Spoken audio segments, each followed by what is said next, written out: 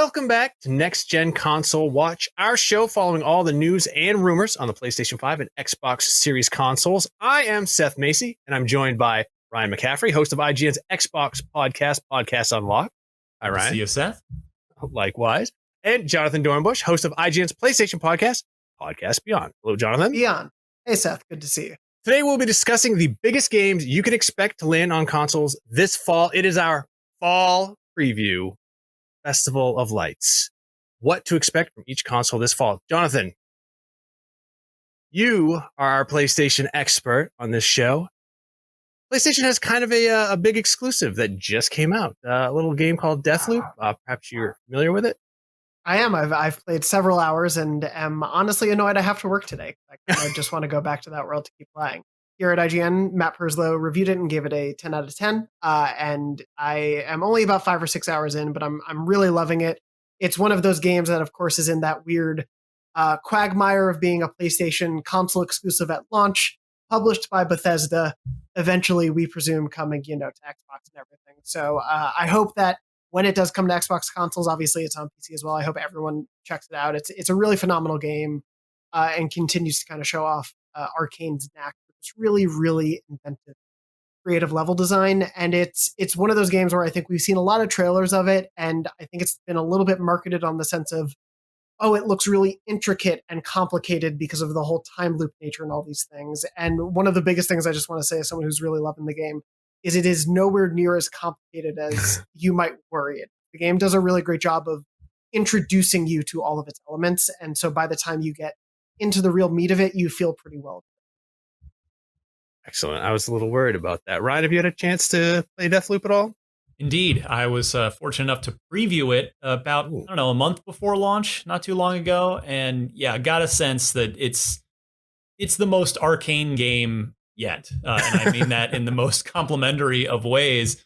Yeah, it's very good. I mean, the 10, I think a 10 is always a surprise, always a pleasant surprise. But yeah, it's their track record. They've got a lot of 9s under their belt. And it's great to see. I mean, this is a game that, it's just go figure that Microsoft has already published one 10 out of 10 game this year, which was Flight Simulator for Series X after, of course, shipping it originally for PC last year. You reviewed it, Seth. But now they've got another 10 out of 10.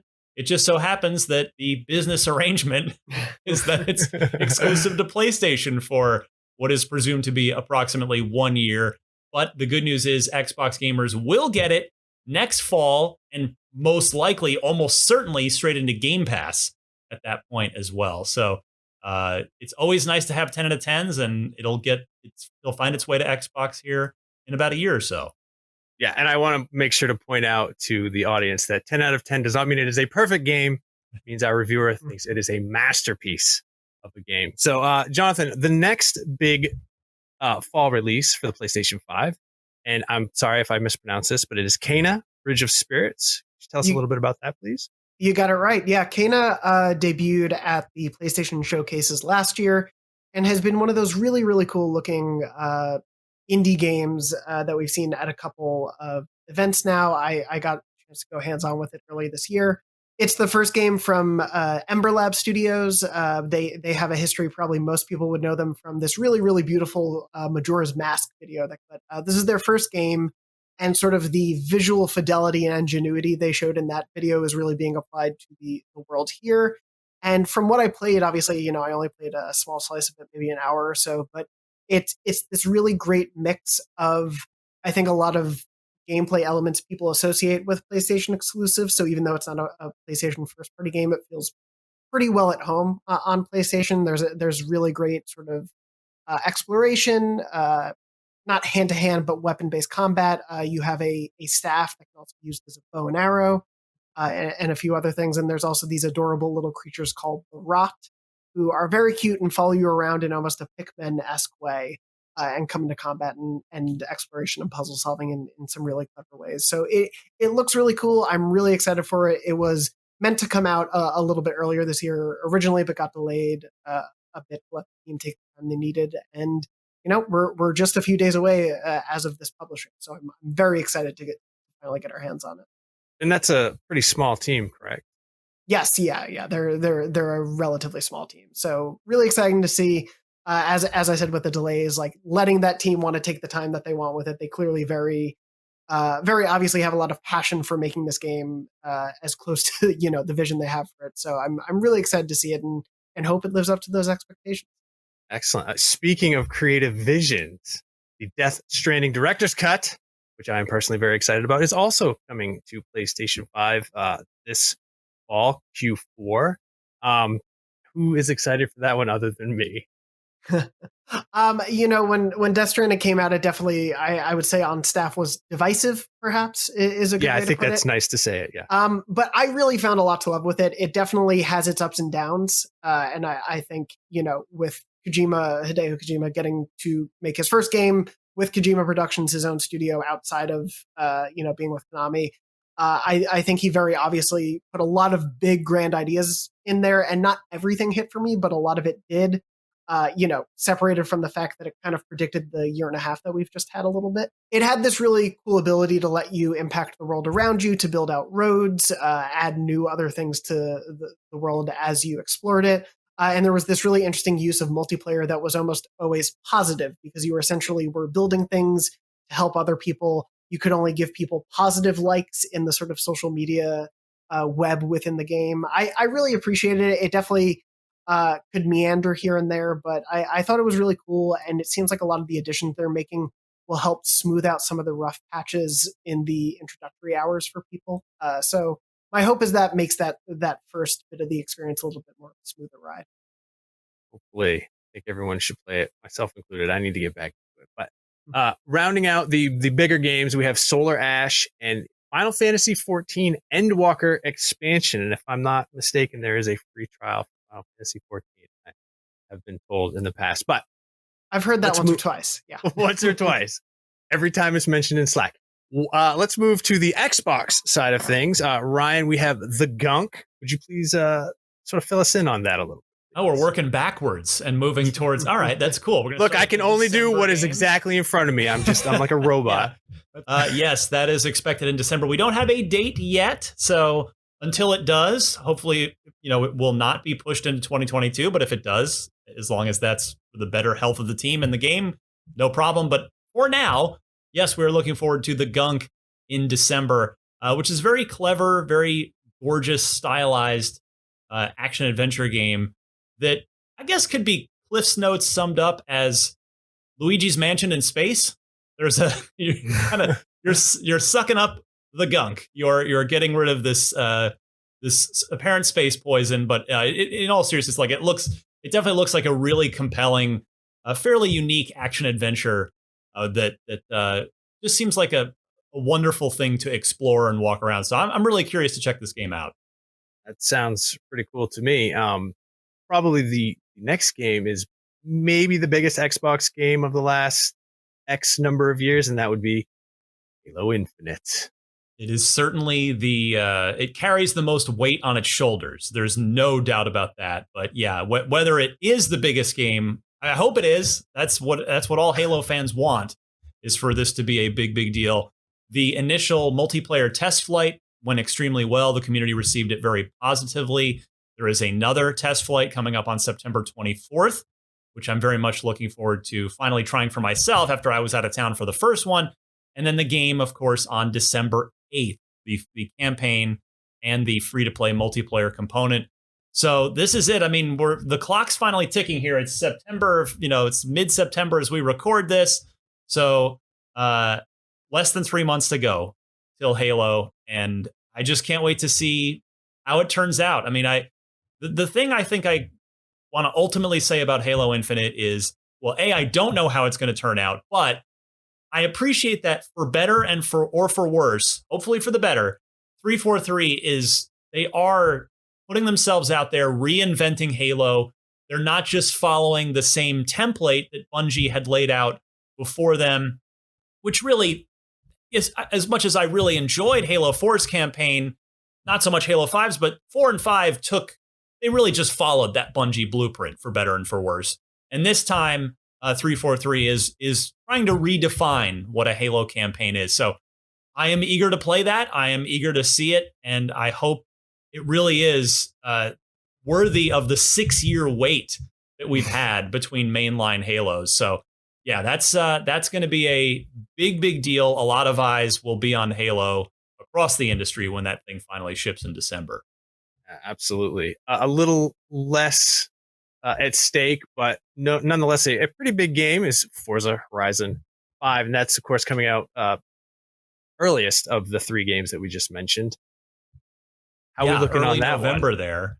Yeah, and it's Forza. This is the one where if Halo is the most unknown, and we just have no idea if it's going to be a 6 or a 10, Forza is, granted we haven't reviewed it yet. We don't know. We haven't played it, but the odds are very, very, very good that Forza Horizon 5 is going to be a 9 out of 10 or higher caliber game as its last 3 predecessors have been. I mean, the original Forza Horizon laid out this idea that was good, but then ever since Horizon 2, 3, and 4 have just somehow gotten better and better, and they are just industry leading driving games. I don't think it's I don't think it's a fanboyish thing to say that. They are absolutely tremendous games, whether you like racing, just sort of doing light driving social activities with your friends in this awesome, beautiful open world. There is something for just about everybody in Forza Horizon. It's always been great. And now with 5, we're looking forward to seeing this thing go to Mexico and the sort of very variety filled landscapes that they've got there. So yeah, and also this will be the first Horizon that's really built to take advantage of the Xbox Series X. It's not native, it's not a next gen exclusive. It's still out on Xbox One, and yes, Horizon 4 did get an Xbox Series X update, but this one looks like it's going to push a lot more of the Series X hardware, push it a lot farther. And yeah, it's like this one's pretty much a lock to be a great time. Yeah, and it's also going to be probably the only place you'll be able to drive the 2021 Ford Bronco, because you can't get those anywhere. I've been looking. Anyway, let's talk on the cross-platform games coming up. We've got Far Cry 6. This actually just broke before we started recording. Battlefield 2042 has been delayed to November 19th. So if you're in the United States, guess what? Thanksgiving is that week, I believe. So you get all that time off to probably get double XP and have fun playing Battlefield 2042. We also have Guardians of the Galaxy coming out. Lost Judgment. I was not aware that was coming out, and I apologize for my lack of professionalism. Anything there that stands out to you, Jonathan? Well, for me, I think I would be letting down my Podcast Beyond co-host Max Scoville if I didn't say Lost Judgment looks very, very cool, and I'm excited to see what they continue to do with that franchise. I personally am really hoping Guardians of the Galaxy is a lot of fun. I'm a huge Guardians fan in general. I love the MCU movies from them specifically. And I appreciate what they seem to be trying to do in terms of marketing this game, after sort of the fallout and criticism of Marvel's Avengers with its multiplayer focus. They very much have sort of doubled down and sort of in the way that EA with Jedi Fallen Order after Battlefront 2 was like, here's a single player focused campaign driven game with no microtransactions. You're getting what you're getting. This is the full game experience. They seem to sort of be doing a similar thing on the Marvel side here with Guardians to kind of make sure they set expectations properly. And I hope it's a really fun time. I think there are a lot of corners of the Guardian specific side of the universe from the comics that can be explored. That means it doesn't have to just replicate what's in the MCU movies. So I hope it's a really fun, interesting sort of take on that team. Obviously, you're only playing as Star-Lord, but I think there's a lot of fun interplay and a lot of story and character driven aspects of it that can be really interesting. And the Eidos team, has done a lot of really great stuff in the past. It's just been a little while since we've seen something from them. So I'm hopeful for this one for sure. Absolutely. Ryan, what about you? Anything jumping out to you? Yeah, I mean, with certainly no disrespect to Battlefield 2042, glad to see the team get a few extra weeks to polish it up. And I've no doubt that that's going to be visually stunning on either next-gen console. But yeah, I want to double up on what Jonathan said about Guardians of the Galaxy. That they know this is Square Enix publishing. They know that the sentiment on sort of their Marvel stuff is a little low right now after the general disappointment that the Avengers has been.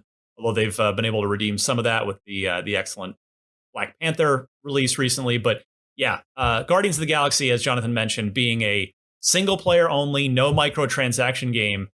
And it is by the same studio that did the last two outstanding Deus Ex games. So there is a tremendous pedigree here at work on this. So hopefully they've had the time and the talent in place to get it done. And I'm just kind of curious, we haven't really seen much of Guardians of the Galaxy, just a couple of trailers here and there. So yeah, here's hoping it's going to be just a sleeper, awesome single player game this fall.